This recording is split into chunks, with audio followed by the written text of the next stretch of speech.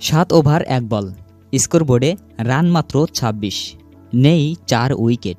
প্যাভিলিয়নে ফিরে গেছেন দলের সবচেয়ে নির্ভরযোগ্য 4 ব্যাটসম্যান। হায়দ্রাবাদের ডাগআউট থেকে গ্যালারি, সবাই তখন স্তব্ধ।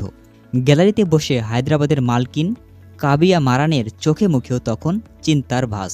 অনেকেই হয়তো ভেবেছিলেন আজ ১০০ রানও করতে পারবে না হায়দ্রাবাদ, কিন্তু ক্রিকেট যে অনিশ্চয়তার খেলা তা আবারও প্রমাণ করলেন হ্যান্ডি ক্লাসেন এবং তরুণ তুর্কি নীতিশ কুমার রেড্ডি। যখন চারপাশ থেকে ধেয়ে আসছিল বোলিং তোপ, তখন এই দুজন মিলে গড়ে তুললেন এক অবিশ্বাস্য দেয়াল। ব্যাট হাতে তারা শুধু রানে তুললেন না, প্রতিপক্ষের বোলারদের শাসন করতে শুরু করলেন। মাত্র ৬৩ বলে ১১৬ রানের এক বিধ্বংসী পার্টনারশিপে খাদের কিনারা থেকে দলকে টেনে তুললেন তারা।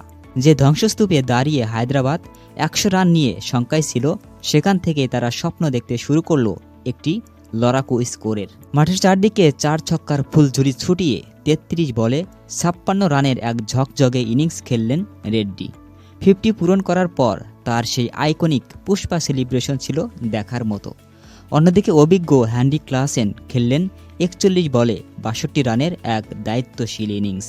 মজার ব্যাপার হলো, এই ম্যাচে হায়দ্রাবাদের আর কোনো ব্যাটসম্যানই ২ অঙ্কের ঘরে পৌঁছাতে পারেননি। অর্থাৎ আজ যা করার এই দুজনই করেছেন।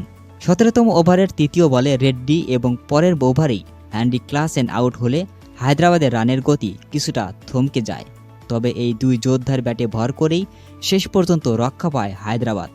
তাদের ব্যাটিং দেখে গ্যালারিতে দুশ্চিন্তায় থাকা মালকিনের মুখেও তখন ফুটে ওঠে স্বস্তির হাসি। ধ্বংসস্তূপ থেকে দলকে টেনে তোলার এমন দুর্দান্ত লড়াই আইপিএলের ইতিহাসে সত্যি অবিশ্বাস্য হয়ে থাকবে।